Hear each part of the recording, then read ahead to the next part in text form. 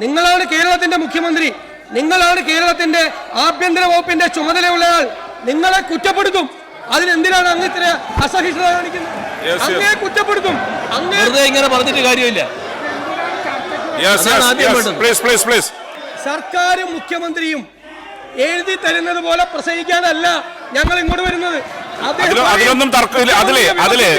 Mister chief minister എന്നാണ് വിളിച്ചത്, അല്ലാതെ മോശം പേരൊന്നും അല്ല വിളിച്ചത്. സാർ, ഞാൻ എന്ത് പ്രസംഗിക്കണമെന്ന് ബഹുമാനപ്പെട്ട മുഖ്യമന്ത്രി തീരുമാനിക്കണ്ട. എനിക്ക് സംസാരിക്കാനുള്ള അധികാരമുണ്ട്, അവകാശമുണ്ട്. ഈ വിഷയത്തെ കുറിച്ചാണ് സംസാരിക്കേണ്ടത്.